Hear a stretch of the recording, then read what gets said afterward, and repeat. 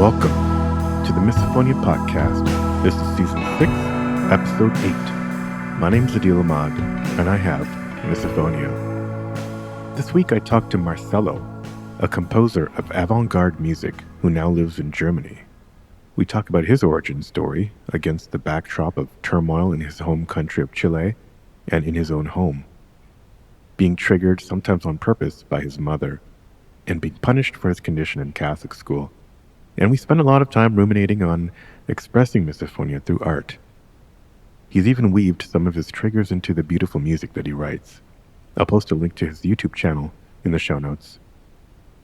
As always, let me know what you think. You can reach out to me by email at hello@misophoniapodcast.com or hit me up on Instagram or Facebook at Misophonia Podcast. There may be some slots left to record new interviews over the next few weeks. I've already recorded some real doozies that I can't wait to share. Thanks for the incredible ongoing support of our Patreon supporters. You've helped upgrade my recording software from Zoom to something much better. And the next phase will be working on those transcripts that I keep promising. If you feel like contributing, you can read all about it at patreon.com/misophoniapodcast.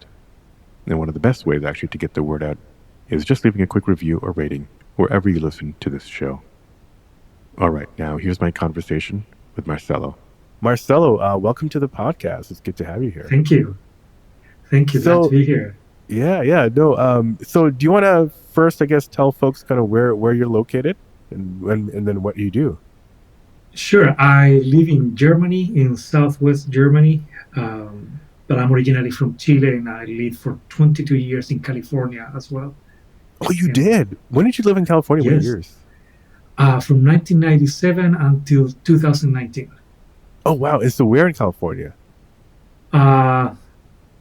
Mostly in the Los Angeles area. Then I moved towards Ventura County and ended up in San Diego before I moved to Germany. Okay, so very southern. Yeah, I was in San Francisco from like 2001 to 2016. So oh, nice. Probably when I used to drive down to LA once in a while. So we probably did not cross paths, but you never we're know. probably in the same general area. Yes. Well, cool. So, you want kind of tell what do you do out there in Germany? Sure. So I work as a musician here, as a freelancer musician. I'm mainly a composer, and I also play guitar and teach guitar, but composition is the bulk of what I do. Amazing. Yeah, so, I think we obviously we talked over email a little bit over the summer. So and actually now jog my memory, did you reach out to me by email about the podcast? I mean, I'm curious, how did you learn about the podcast? You know what? I was thinking about that this morning. How did it happen? I think I was doing research about misophonia, and your podcast up there somewhere. So I joined, and then I go like, oh man, it would be nice to be able to share my experience. Yeah. So I think I feel the questionnaire or something. Yeah, no, that's I'm just curious because we did have a short email conversation. Because I'm also I don't do music for a living, but I'm very much into music and writing music, and so it's always good to hear from other musicians. So I guess, do you want to maybe talk about what's the misophonia situation for you now? It sounds like you were doing some research on miso. Did something prompt that? Are things getting bad? Good question. So I feel sometimes like it's getting worse as I age. The first time I was aware that sounds bothered me, I was 9 years old, and I'm now 45. But I've been doing a lot of research because I am really interested on how I can use this to compose music. And I noticed that when I use some of the sounds that trigger me, they don't trigger me when they're in this context. So I found that very interesting. And then I learned that there was this condition named misophonia, and I go like, and I started doing more research about it. Oh, this is really interesting. So before you even knew that misophonia had a term, you obviously knew that you were bothered by sounds, but then as you were composing, you started to weave trigger sounds into your work, and that helped you cope. Yes. Or did it help you cope, or did it just is it that you noticed that you were the same sounds were not triggering you in the context of a work? Good question, man. So the first work that I wrote using these sounds was in 2012, and I was really scared to listen to the recording. I was there for the performance. Oh, Like, I yeah, was like, yeah. I do not want to listen to the recording. And then one day I had to listen to it. So I was giving a Mm-hmm. presentation at UCSD where I was doing my doctorate, and I had to talk about it. And man, this is going to be painful. And I noticed that it bothered me, but it did not trigger me. I didn't Yeah. have any physical reactions, or there wasn't any anger or a desire to run away from the room. So a light bulb went off there, and go, like, okay, there has to be something there, a difference between when one hears the sound versus when one is creating the sound. Yeah. Can So I I ask? purpose, yeah, absolutely, Yeah. go for it. Yeah, no, can I ask a little bit about the piece and the sounds? Obviously, not without making the sounds, but I'm just curious, kind of what was it? What kind of music was the piece? Was it like some John Cage walking on ice kind of experimental thing, or was it more traditional but with some sounds thrown in? No, I definitely work in the more experimental, avant-garde Mm, type of yeah. world. And this piece was a duo for cello and voice. And the text I was using was a fragment of a poem, and all the parts that had the letter S, I made that really really long, which is a Wow. sound that in Chile, at least, when people speak, they tend to elongate the S at the end, and that was one of my trigger sounds. So I put that there, and I combined it with sounds from the cello that were kind of Oh, similar. beautiful. Can we listen to this somewhere, or is it on YouTube or Spotify or something, or was it just for that Absolutely, performance? it's on YouTube. I can send you the link at some point, Yeah, I and think I subscribed to you, but I will yes, you did. specifically look for this. Yeah, yeah. It's so funny Thank you so because much. the last Robert, literally the last the current episode that's up right now at the time of recording this. Mhm. It's amazing. His only trigger sound was the S's that his mom would make, and it turned out to basically destroy all the relationships in his life. It's just amazing that one little thing, Oh my and it's god. it's a coincidence that it's an S sound, just like you just mentioned. I'm not laughing, but it's just I'm sure Robert would find it interesting as well. Um, Interesting. Okay. No, Um, but it's sorry. It is kind of interesting that you mentioning this about not laughing, because for all of us who have been dealing with yeah. this for such a long time, it's been a very painful experience, right? But now knowing there is research about it, and there is an actual name, and that we know that's going on, it's like, oh my god, like I do want to laugh. It's like, You're right. okay, Well, like people are paying attention. laughter is a good coping mechanism that comes up a It lot, is and so part absolutely. of the benefits of having this community where we can talk to each other about stuff that we never dare talk to anybody else about is therapeutic and absurd in a way. It is. So interesting. Okay, cool. And how did that go over then? That piece when obviously you talked about kind of like how it you noticed that it would annoy but not trigger you in the same way. Did anybody? How was the reaction in the audience? Did somebody stand up and say, "Oh, I miss Misophonia," or were they, you know, did nobody notice the sounds, or just? I'm just curious how that went over. No, nobody noticed it. Hmm. Which is, or if they did, they were very quiet about it. Which Yeah. is the other thing with misophonia, right? Like we think we're Right. alone. The cool thing though is I was able to talk to the performers afterwards and explain to them what was going on. And around this time, so I wrote the piece on my first year of the doctorate, and it was premiered on the second year. And around this time, this flutist had come to UCSD from Belgium, and she heard the conversation. And we started working together, and we wrote another piece also using trigger sounds. That um, Oh, so was she particularly interested in the misophonia connect? Or by that point, you didn't know what misophonia was, right? Or right, I had no idea what misophonia yeah. was. I thought I was the only person in the world that Hmm. that was Hmm. suffering with this. But it Yeah. really sparked. She got interested into it, and we ended up doing a work for flute and Okay. text. Wow. Is that Um, on your YouTube as well? that's also on the YouTube. Okay. So Well, the I one know is what I'm called doing Alpha tonight. Crucis, and the other, oh, thank you. Like Yeah. it's a So wind one is up called and going Advocacy from the and one putting EP. on YouTube today. Yeah, cool. Okay, Yeah. I'll send you the links. Sorry. interesting. Okay. And then I guess then after well, have you been doing more I don't know, more in kind of experiments with misophonia in your works, or Absolutely. So it was recently that I found out that misophonia wasn't a psychological condition, which is what I thought it was mm-hmm. for a long time. I just recently discovered, and this is about the time that I found your podcast, that it's Yeah. a neurological condition. So there is Mm-hmm. something in the wiring.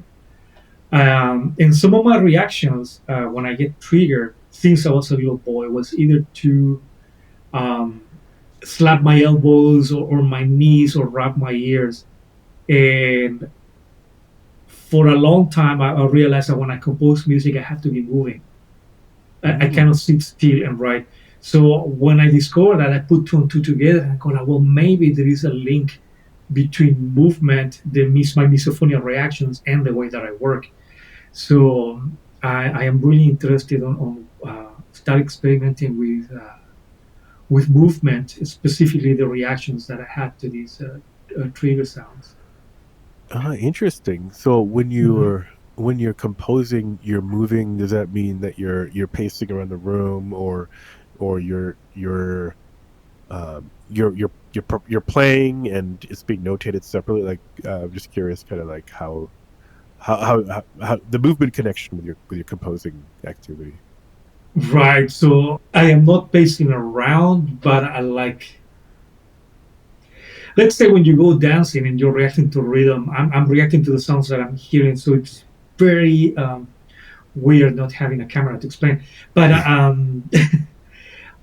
lot of movements with my arms, with my legs, Yeah, stomping, gotcha. the rubbing of I the can see ears that. come back. Yeah. So it's not pretty to look at, let's put it that way. But it's highly effective when it comes to Mm, put all these sounds and rhythms mm, together. gotcha. Okay, no, that's really interesting. And and and when you're do you well maybe let's go back to like, do you feel like your choice of composing as a kind of a career, did it have anything to do maybe with your relationship with sound and triggers early on, like wanting to create sound as kind of a reaction to your maybe we can go back and talk about like how bad was it when you were a child, like how tortured were you by sounds? Sure. Let me answer the first question Yeah, sorry. first. No, no worries. It's kind of wandered around. But it's kind of interesting that you asked that because I am the only musician in my family. Mm-hmm.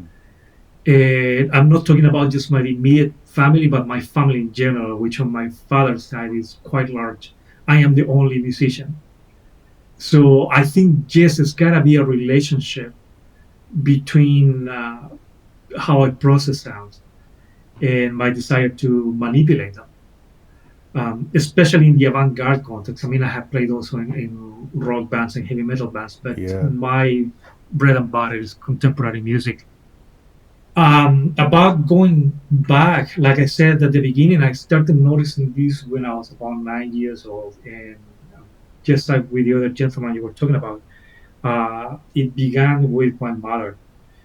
And when I was 9 years old, a lot of kind of traumatic events happened in my life. My uncles with my cousins, who were some of my best friends, moved out of Chile to England to live there. Then the following month, my grandmother passed away. Then my dad left on Christmas. It was kind of like Ooh. Yeah. a lot for a 9 year old kid to go through. And that's when everything started. And first, I started to notice in the way that my mom would whistle, which it wasn't a very pleasant whistle. It was kind of like between the teeth. I don't even know how to explain it, but just thinking about it, I can feel it on my back right now. Yeah. And my reaction, I remember, was to run away. The only place I could go was on my room. But then, a couple of months after, my mom realized what was happening, and she would come in the room and close the door and start doing the noise even more. Knowing Um, that it bothers you. Yeah, because in her mind was me just being a brat about it. I'm Oh, trying not to curse, but yeah, just yeah, yeah. like That's just okay. trying to be a brat about it. So Yeah. whenever she would do sounds like the S, the whistling, the way she would sing, or other sounds that would trigger me, she would then like purposely doing even more. Mm, She had a whole other issues going on with her too that never got treated. That was just the situation in my country at the time, right? Like people did yeah. not get treated for stuff like this, and of course, Right. nobody knew about misophonia. Talking about mid '80s, so it was quite hard. Then it started happening at school with teachers. I went to Catholic school, so Oh, there was a whole layer, exactly, yeah. a whole layer of punishment if you did not sit still. And like when teachers were talking, I needed to move or react, I would get kicked out of the class. Wow. So yeah, No, I so haven't. it This was a you pretty might be one of the first people who have actually, yeah, who've you talked about their Catholic school experience, and yeah, I didn't even think about that. That you could, yeah, if you don't sit still, you could oh man. just get punished and taken out. We think about Catholics in terms of their propensity towards guilt, and so I thought that we were going to talk about like the shame and guilt, which I'm sure Yes. you probably experienced as well. But I didn't really getting kicked out of class for reacting to misophonia. That's horrible, and obviously just does not help the trauma that you were complex trauma you were facing early on. Not at all. And what made it worse is, Oh God, aside the fact that we had to use a uniform and all that stuff, and yeah, being very yeah, kind of, we were all boys. And the okay, mentality in Chile, a very chauvinistic country, was like, okay, boys do not yeah, suffer from trauma. You don't cry, you don't complain about anything. yeah, You yeah, need to be yeah, tough. And for me, it was horrible. It was really, really bad. yeah. Wow. Okay. And how did wow and were you getting teased also? Obviously, the Catholic teachers were not helping. Did other kids notice your reactions? I mean, obviously, when you're getting kicked out of class, somebody's noticing. And are they? Were Few you? of my Was there any kind of bullying or? not bullying from my classmates. I mean, of course, there was bullying going on, but not Yeah, when it came to that. Some of my friends, I mean, I went to the same school from kindergarten until I graduated on my senior year, so 13 years. And some of my friends got to know me very well over the years. And towards the last 2 years of school, I was able to talk to them about them. And back then, I still thought it was just me, and there was something wrong yeah, with me. And they helped me a lot. It was a very painful period. A lot of things combined. And sorry if I get sidetracked here a little bit. no, no, no, please, Um, so I've had severe depression too since I was a very young kid, yeah, and bipolar number two, which is mm, it doesn't come with the typical mania where you go into shopping sprees and stuff like that, yeah, but it's hyperactivity. So all that combined, I felt just like a, for lack of a better expression, such like a pain in the butt when I was mm, growing up. And talking to my friends about it, it helped quite a lot. So of that, I'm very grateful. yeah. Okay, so you felt like um, you were just a burden and a kind of a pain in the ass to the people around you, Exactly. because that's, I mean, it sounds like that's kind of how they were treating you. I mean, treating you like you were less, I guess, or not good enough. Exactly. Yeah, like, okay, When it came to interesting. misophonia, the bullying came from the teachers, like Yeah, really shaming in front of everybody. yes, Uh, yes. Wow. but again, Okay, Catholic school, that was that's that the was the reality. yeah, that's the first rule, is how can we shame you. um Exactly. and so that's okay. So yeah, so you like later in school, I guess, yeah, towards the end of high school, maybe you found some friends that you could talk to. That's good. So what are some of the things? Is just kind of talking to them helped, or did they help kind of like, I don't know, provide support in any way, or just kind of like protect you? It helped to have an outlet, and Yeah, to yeah, have people who genuinely listen. Um, Sometimes we will go and drink a beer and talk about it. I mean, there was no drinking yeah, age in Chile at the time, so we would do stuff like that. yeah, And like, yeah. and I was able to talk and cry it out really. And so Yeah. having these guys that were able to just listen and put their hands on my shoulder, And just be that was really emotional all I needed. around. Yeah, yeah. Exactly. Um, at that point, how was the home life then? Was your mom still kind of behaving the same way? Sounds like she had her own issues. Yeah, and I came from a family of five, and I'm the youngest. My older two sisters had left at that time, also Uh, left the country, not just left home. So it was just my mom, myself, and my little nephew. At some point when I was around 15, my uncle, with whom I was very close, had cancer, and he spent the last 6 months of his life at my home. yeah, So in a way, I had to be a support for my mother that was watching her brother die.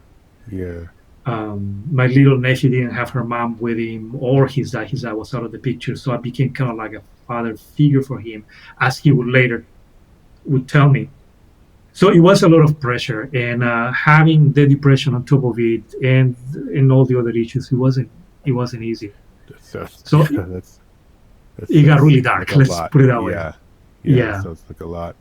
Um, so I guess how did you? What happened next then? Did you go off to college? Were you still? Um, you made some kind of a career move or a career beginning at that point. Yeah, so my plan was as soon as I get out of high school, I'm gonna find a way to get out of Chile.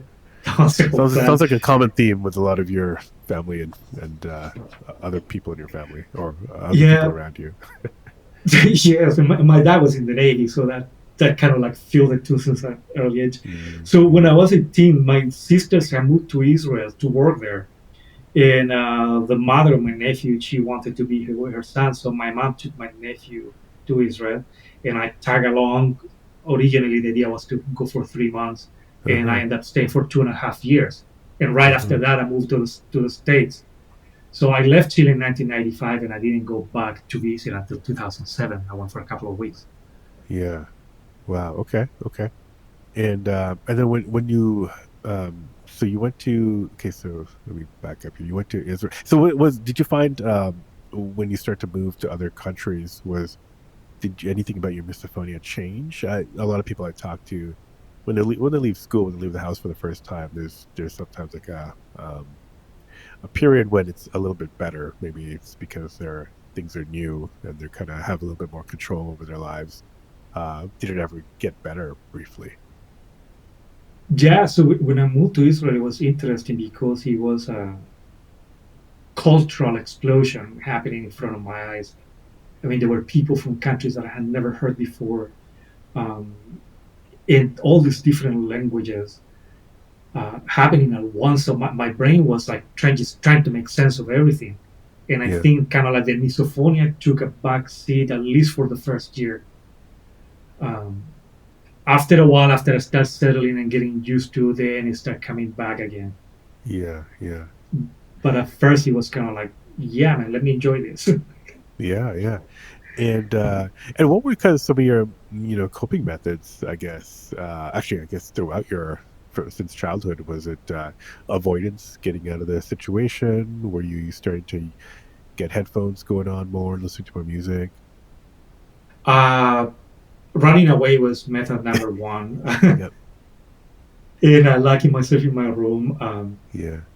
When I was 11, or no, I was 10 years old, and um, my cousins and my uncles that I told you had moved to England, they came back, and uh, my cousin, the male cousin that I had, there were also two girls and one boy.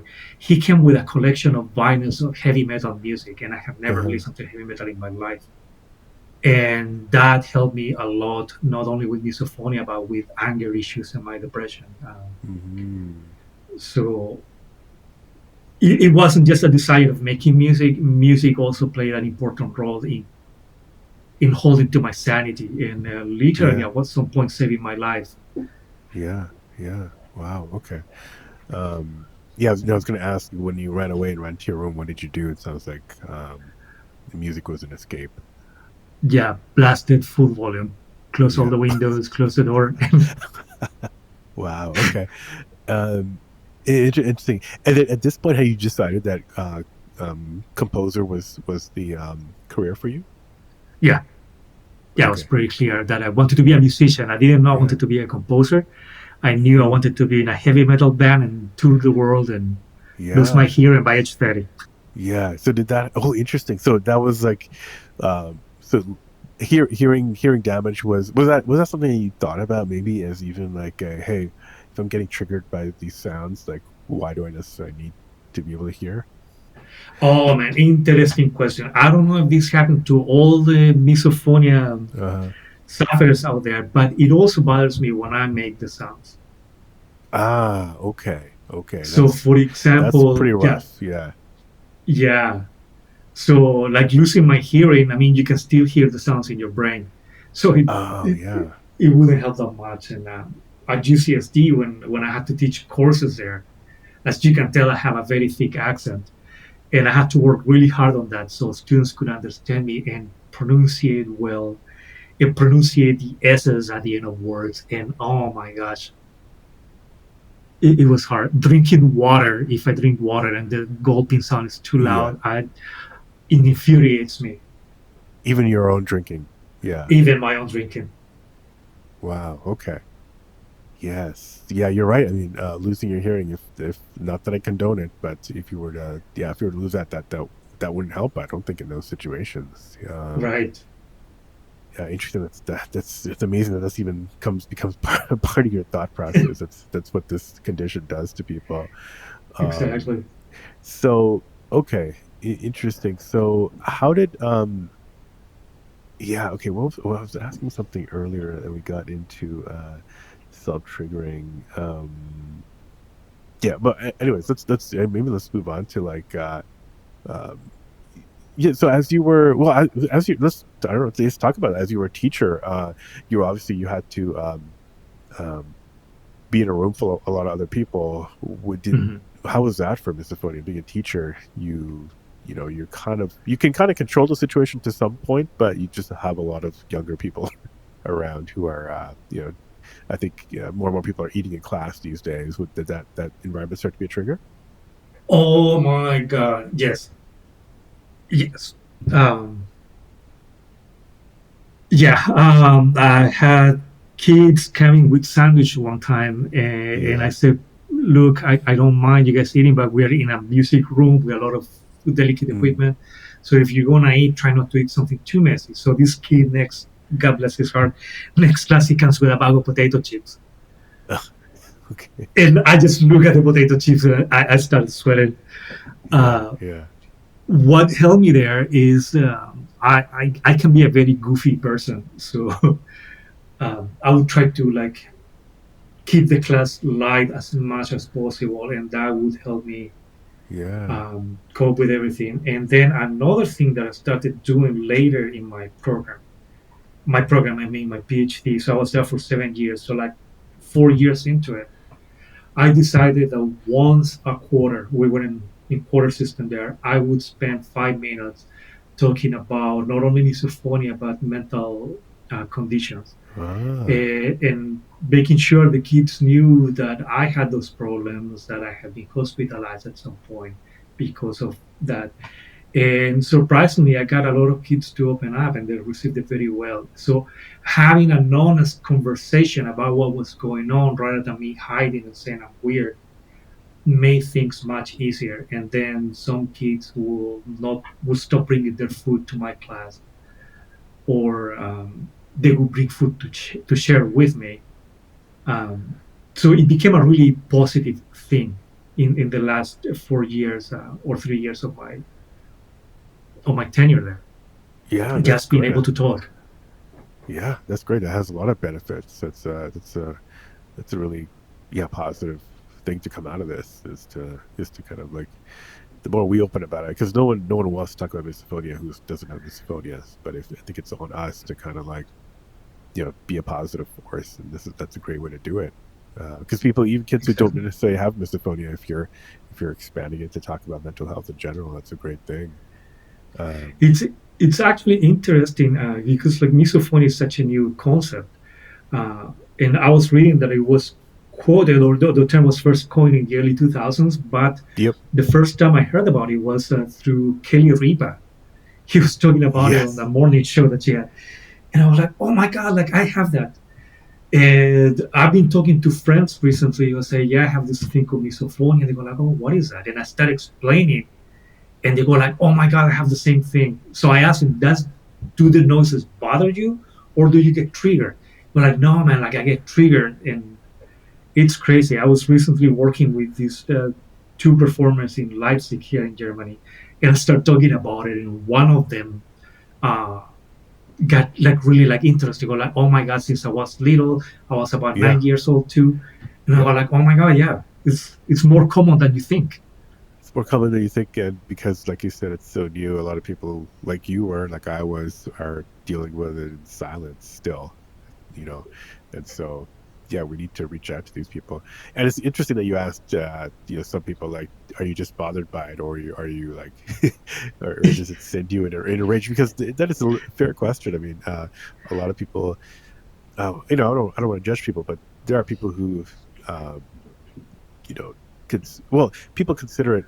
People who don't have it just think that we just have a pet peeve when it's very different than Exactly. that, and that's something that, yeah, it's interesting to watch the trajectory of awareness because yeah, a lot of people don't know about it, and and a lot of people just call it a pet peeve. So there's Hmm.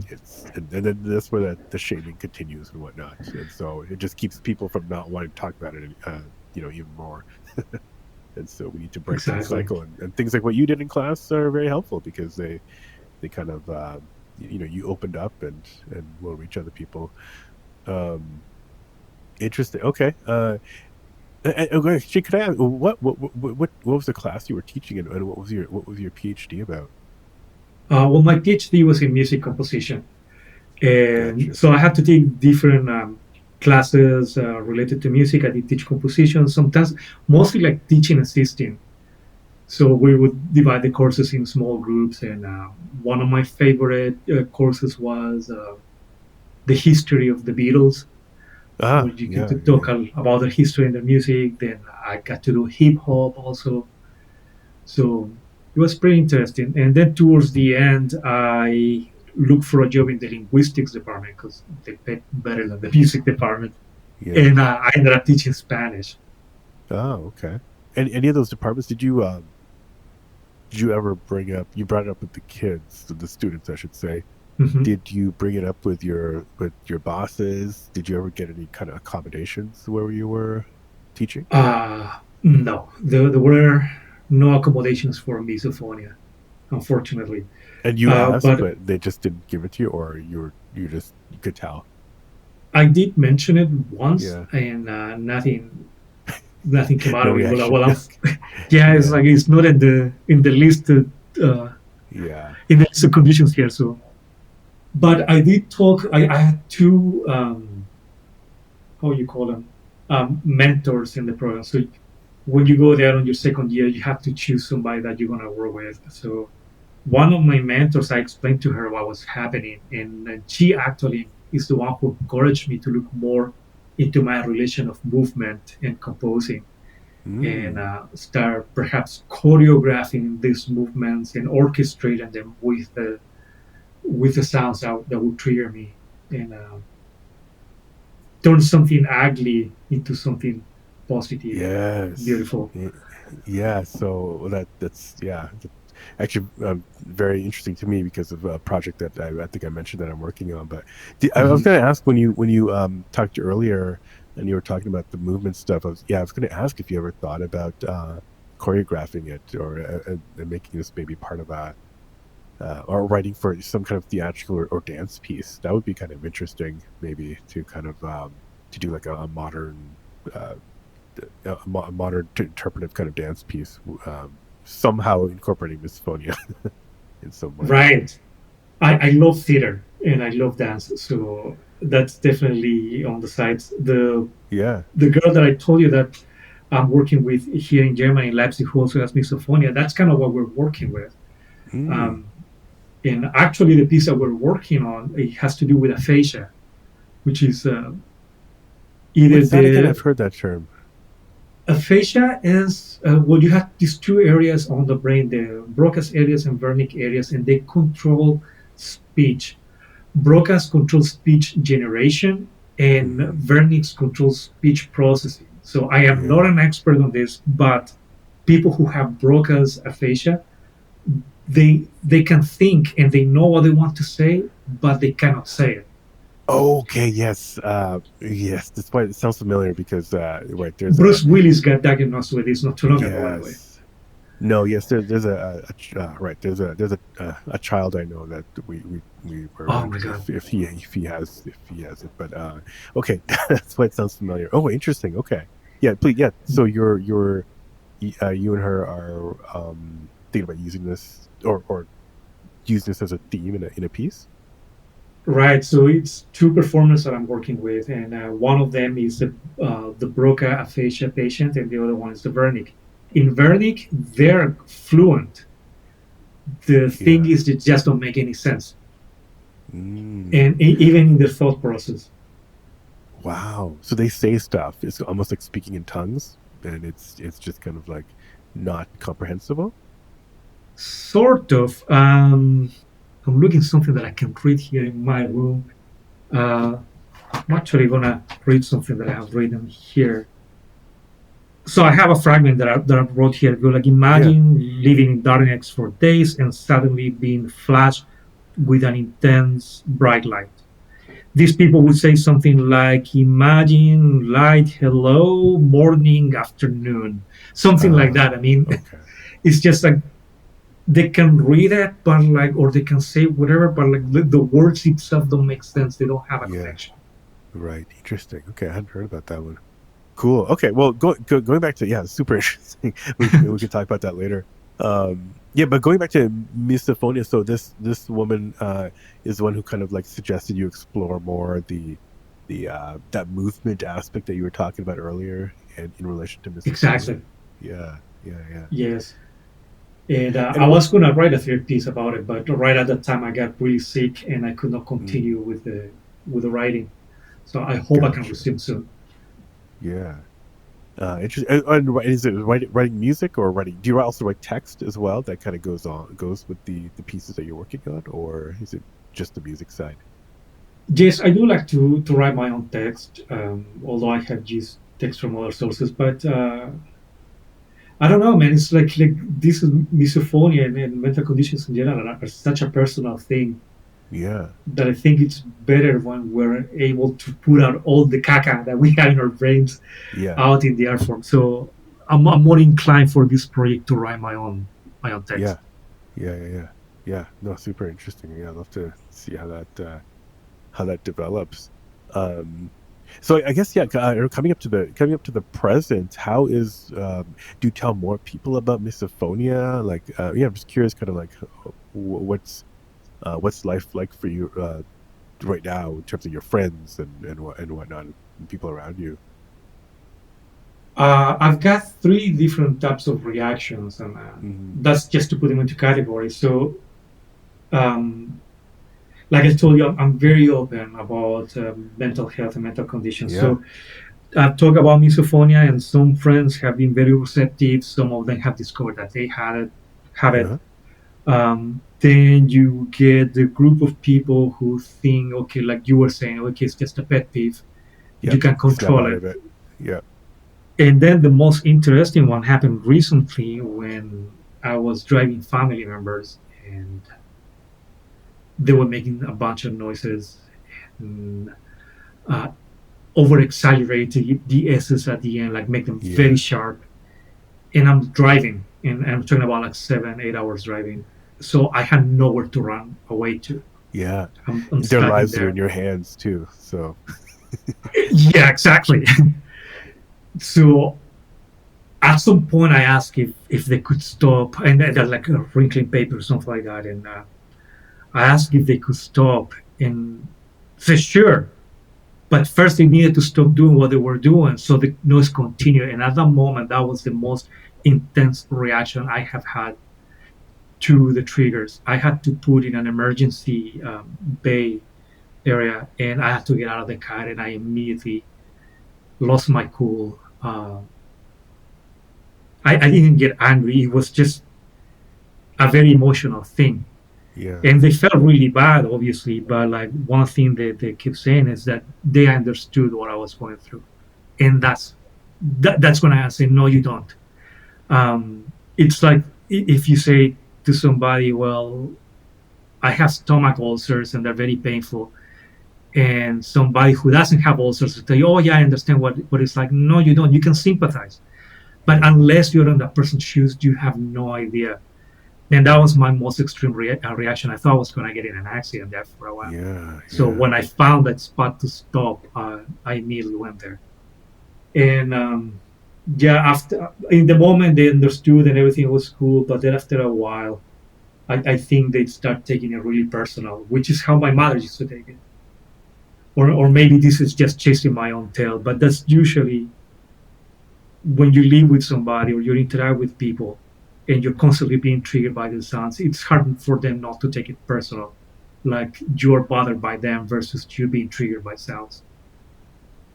Right. Because I think, yeah, to an outsider, it just seems like they don't know what's going on in the brain of your brain. Exactly. So it seems like being highly annoyed by Yes. you. And so, how do you explain that? Because our brains, when we're triggered, the last thing we want to do is explain anything. We just want to run away. And Exactly. then when we're not being triggered, the last thing we want to do is think about misophonia.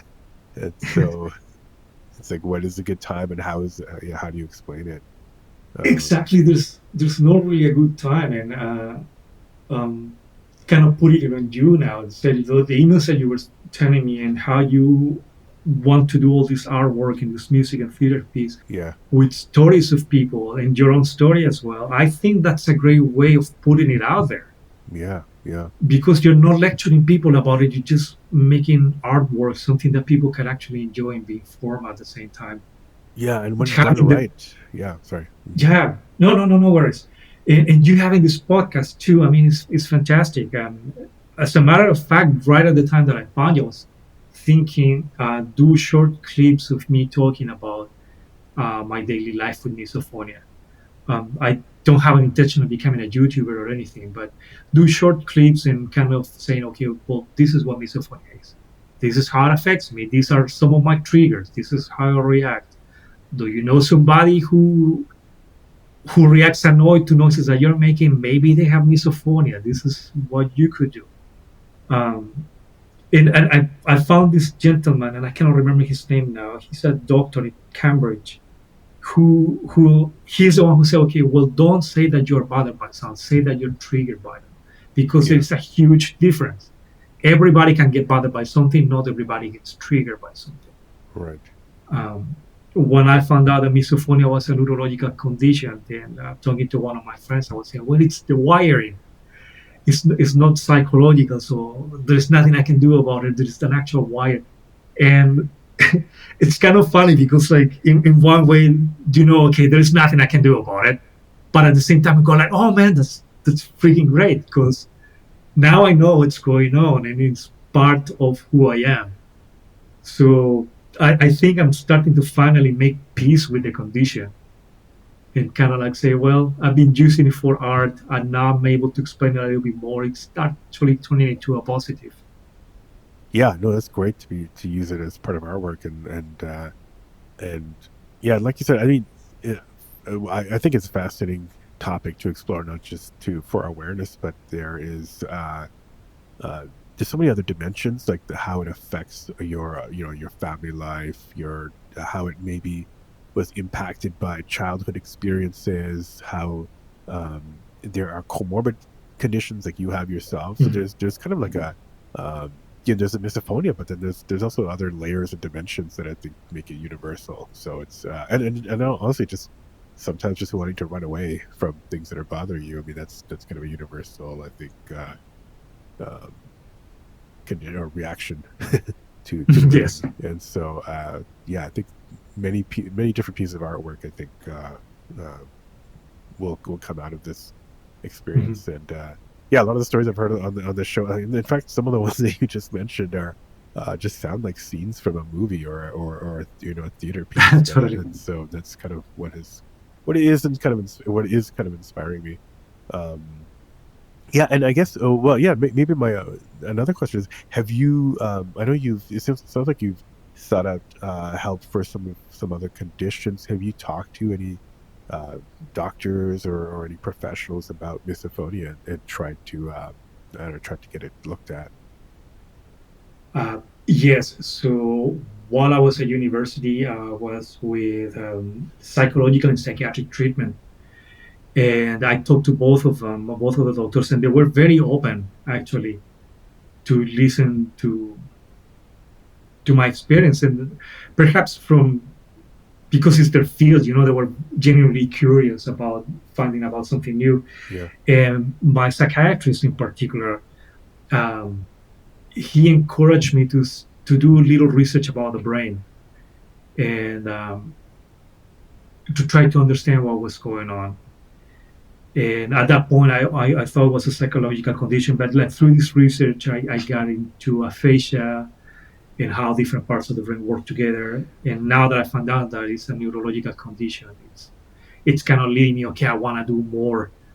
And there are institutions here in Germany who focus specifically on um, brain and music and how the two work together, Mm. not just in the creative process, but how certain conditions affect creativity. So I'm trying to get a foot on that door and see Yeah, what that's very happens and what I interesting. can take it. I don't know if I answered your question. I think I went on a tangent there. No, well, yeah, no. I was curious if you talked to doctors like psychiatrists. Right. Sounds like you had. Did you ever go back to that psychiatrist and say, "Yeah, this is what I learned," or was it? What did he just Yeah. want you to go learn about yourself and go away? No, towards the end of it, he was pretty nice. So towards my graduation, we had a very nice talk with both the psychiatrist and the psychologist. Yeah. And I was very grateful for their help. And I could tell they were grateful too that I introduced him to something new and they perhaps can help some other people Mm-hmm. that have misophonia or they do not know that they have misophonia and they can point them in that direction. Mm-hmm. Mm-hmm. Um, I need to contact them. Perhaps it would be a good idea to share the research that I found recently coming from the University of Cambridge. They have um, um, a research group dedicated to misophonia, so I could probably share that with them. But yeah, I'm pretty grateful for their help for sure. Yeah, no, that's great. Yeah, there's a lot of research seems to be happening in the UK at Newcastle and Oxford, Hmm. and sounds like Cambridge as well. So I don't know. There's a group in Amsterdam as well. So it seems to be a lot of stuff happening in Europe. So I think you're kind of in Yeah. the right place. How's life with your family now? Are they still kind of acting the same way? Your siblings and your parents, or has there been any movement there? I don't really talk to them Okay, I was about going to them ask you that like how much. is. Oh, okay. Do you talk to them at all about anything? I was going to ask about like how's your relationship with them in general too. Uh, I made an effort to distance myself from my family, to be Okay. honest. Yeah. Uh, so I live now in Germany. I have one sister that lives in Arizona. Mm, My father lives in Chile, and my other sister lives there. So I mean, yeah, I keep in touch, of course, but not on a regular basis. Not like we're on the phone all the time. To be gotcha. honest, I keep in touch mostly with my father's and his new family. Mm, He went through hell, and now he's 90 years old. And is like mm, this little kid that finally like is reclaiming his childhood. So it's a really good relationship we have. uh, But the man slurps like he's competing for a gold medal. yeah. I had never heard somebody slurp bread, dried Yeah. pieces of bread. And I had talked to him about it. And he kind of sees his point. He was like, okay, man, yeah, I see what's going on, but I'm not going to stop slurping. This is who I am, man. Right. So Well, he's there is this, 90. Yeah. yeah, but there is this acceptance. I accept him for who he is. He accepts me with my condition, and we have found a common ground. And Yeah. I think that's kind of the thing too. I mean, people like us, people with misophonia, we want to run away and stuff like that. But at some point, we also have to compromise, and that's very hard when you have no control of your reactions. So it's either you're a loner 100% of the time. or you know that okay, I'm gonna get triggered, I'm gonna get exposed to some of these noises, and kind of mentally prepare, and knowing that like if it's getting to a point that it's not safe, that you can always walk away. And that's Yeah. kind of like the understanding that we have with my dad. So like whenever I have visited in Chile and he's eating, I know that it's okay for me to get up and walk out of the room, that he's not gonna get his feelings hurt. Like a moment ago, I was talking about how easy it's for people on the other side to take it personally. Finding somebody that can meet you halfway it's fantastic. It's a huge relief. Right. No, that's yeah. It's definitely a multi-pronged approach, and yeah, mentally preparing yourself, I think, it ends up being basically the crux of a lot of what uh, therapists will talk about. Is kind of like Mhm. kind of changing, kind of maybe your thought process a little bit, just kind of mentally preparing yourself for situations, or or kind of changing your thinking about the sounds. Because yeah, there's no cure for this. But then Right. if you can find somebody who can kind of meet you halfway, that is super powerful. Uh, Kind yeah, of it's interesting though. I have noticed and I've read about it too that if somebody that you don't spend that much time with, so for example, somebody that you know you're gonna only see for half an hour or 1 hour, maybe twice a year, when they make the sounds that they don't trigger me, and for what I read, most people, huh, as bad as with people that you spend most time with, right, right. family members, for example. So while it is a neurological condition, of course, there are a lot of psychological elements that come into play. So it's not clear Yeah. cut. I forgot to mention that earlier. No, I was gonna say, yeah, it is definitely at least my thinking, by completely professional thinking, not really professional thinking, but I definitely feel like it's a blend, because you're right. I mean, for some people, there's a specific sound by one person that triggers them, but other people won't trigger them if they make the same sound. Or Mhm. like you said, yeah, if you just see someone randomly, it might not trigger you, and maybe it's the brain assigning a low threat to somebody who's not going to you're not going to see again. I Oh, don't know what that interesting. is, or if it's like, sometimes we think, well, if somebody who we're seeing often, who's around us often, is making the trigger sound, I think part of the thought process your our brain goes to is, well, they should know better. It's like they're doing it on purpose, because it's so Exactly.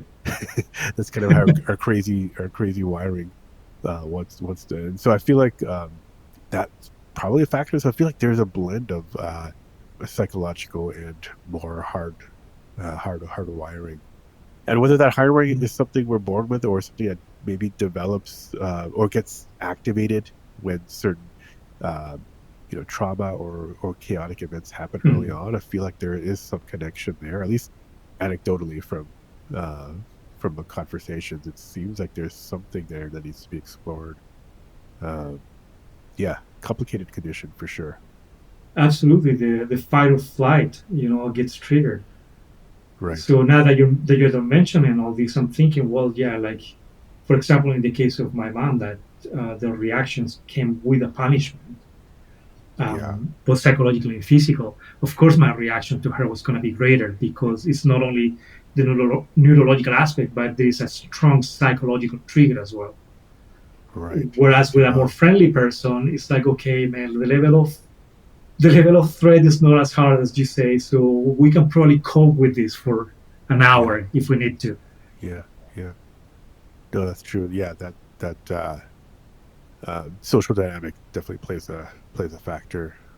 Um, Absolutely. well, yeah, Marcelo, we're getting up close to the hour here. Yeah, I'd love to keep talking, uh, later about more music stuff Mhm. that might be not directly Misophonia related. But is there anything kind of any kind of last things you wanna share with people who are listening about your journey and things you've learned? Yes, absolutely. So whether you know you have misophonia or you know that you've been triggered by sounds and you don't know why, my biggest advice is don't be ashamed. And there's nothing. wrong with you. It's just a condition that you just happen to have, and we all have it. And luckily, by people like you, Adil, and other people, we're building a strong community where you can feel safe about it. So be open about it. Perhaps embracing it is not the best word because it is hard, but definitely don't be ashamed of it, and just know that there are people that you can talk about misophonia with, and they'll be like re- they will respond in a positive way. I was mentioning at the beginning, I had friends growing up that I could talk with. As I've grown up, I've found friends that also have this condition. It makes it so much easier to be able to express what's going on in your head. Yeah, I agree that shame guilt piece. I think I didn't realize how common and strong it was before I did this podcast, and that's really the that's also the first lesson I try to tell people is to try to just don't feel ashamed. We're all, or try not to, because we've all felt that for so long that Absolutely. I feel like it's kind of the first thing I want to help people with is getting over that shame or guilt. We can't cure misophonia, but if we can take that step to try to help people not feel ashamed goes a long way. Absolutely. So it's a good reminder. Well, yeah, Marcelo, thanks again for coming on. The show is really nice to hear your story. Thank you so much, Adil. Thank you for having this wonderful podcast. Thank you again, Marcelo. Always love to talk to misophones who are in the creative arts, especially music. If you like this episode, don't forget to leave a quick review or rating. Wherever you listen to this podcast, you can hit me up by email at hello@misophoniapodcast.com or go to the website misophoniapodcast.com. And it's even easier to send me a message on Instagram at Misophonia Podcast, and you can follow there or on Facebook, Misophonia Podcast, Twitter, Misophonia Show. Theme music, as always, is by Moby. And until next week, wishing you peace and quiet.